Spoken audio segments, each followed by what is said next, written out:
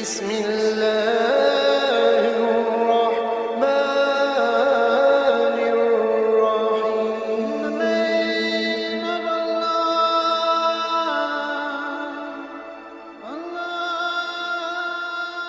بسم اللہ الرحمن الرحیم۔ شروع اللہ کے نام سے جو بڑا مہربان اور نہایت رحم والا ہے۔ ایک دفعہ حضرت عمر فاروق رضی اللہ تعالی عنہ لوگوں کو کھانا کھلا رہے تھے کہ ایک شخص کو دیکھا جو بائیں ہاتھ سے کھانا کھا رہا تھا۔ آپ رضی اللہ تعالی عنہ نے فرمایا کہ اے بندہ خدا، دائیں ہاتھ سے کھا۔ اس نے جواب دیا کہ وہ مشغول ہے۔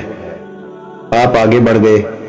جب دوبارہ گزرے تو پھر وہی فرمایا اور اس شخص نے بھی پھر وہی جواب دیا۔ جب تیسری بار آپ رضی اللہ تعالی عنہ نے اس کو ٹوکا تو اس نے جواب دیا کہ موتا کی لڑائی میں میرا دایاں ہاتھ کٹ گیا تھا۔ یہ سن کر آپ رضی اللہ تعالی عنہ رونے لگے اور پاس بیٹھ کر اس سے پوچھنے لگے کہ تمہارے کپڑے کون دھوتا ہے اور تمہاری دیگر ضروریات کیسے پوری ہوتی ہیں؟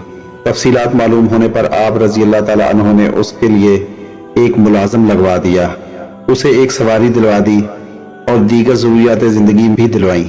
اس واقعہ سے معلوم ہوتا ہے کہ حکومت اسلامیہ کا فرض ہے کہ وہ معذور افراد کی ضروریات کا خیال رکھے۔ ایک مقام پر حضرت عمر فاروق رضی اللہ تعالی عنہ کا گزر ہوا، دیکھا کہ ایک بوڑھا سائل بھیک مانگ رہا تھا جس کی بصارت زائل ہو چکی تھی۔ آپ رضی اللہ تعالی عنہ نے پوچھا، تم اہل کتاب کے کس گروہ سے ہو؟ اس نے کہا، یہودی۔ آپ رضی اللہ تعالی عنہ نے اس سے پوچھا، تمہیں کس چیز نے بھیک مانگنے پر مجبور کیا ہے؟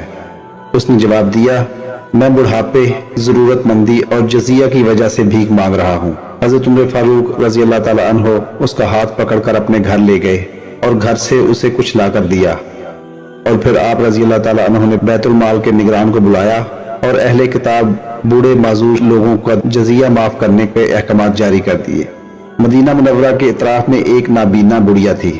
حضرت عمر فاروق رضی اللہ تعالی عنہ روزانہ صبح سویرے اس کے جھونپڑے میں جا کر اس کے لیے پانی اور دیگر ضروری خدمات سر انجام دیتے تھے۔ کچھ عرصے بعد آپ کو محسوس ہوا کہ کوئی شخص ان سے پہلے آ کر یہ کام کر جاتا ہے۔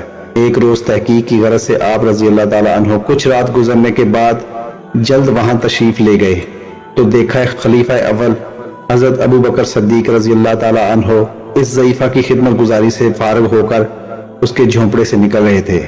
حضرت عمر فاروق رضی اللہ تعالی عنہ نے اپنے دور خلافت میں اس بات کا سخت اہتمام کر رکھا تھا کہ کوئی شخص فقر و فاقہ میں مبتلا نہ ہو۔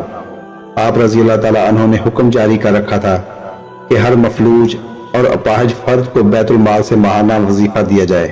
ان خلفائے راشدین کا معذور افراد کے ساتھ اس حد تک احسن سلوک ہمیں معذور افراد کے حقوق کی ادائیگی کی طرف متوجہ کرتا ہے۔ حضرت عمرو بن جموع رضی اللہ تعالی عنہ جو سب انصار کے بعد اسلام لائے، وہ ایک پاؤں سے لنگڑے تھے۔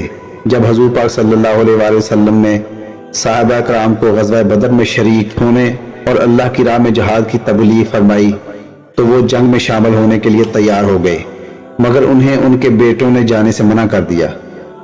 پھر جنگ احد کا موقع آیا تو انہوں نے اس بار جہاد میں شرکت کا کبھی ارادہ کر لیا، مگر ان کے بیٹوں نے اس بار بھی انہیں بوجہ عذر جنگ میں شمولیت سے منع کیا اور ارادہ ترک کرنے کی ترغیب دی، مگر انہوں نے اپنے بیٹوں کی بات نہ مانی اور رسول اللہ صلی اللہ علیہ وآلہ وسلم کی خدمت میں حاضر ہوئے اور عرض کی، یا رسول اللہ صلی اللہ علیہ وآلہ وسلم، اگر میرے بیٹے جنگ میں شریک ہو سکتے ہیں تو میں بھی ضرور جاؤں گا۔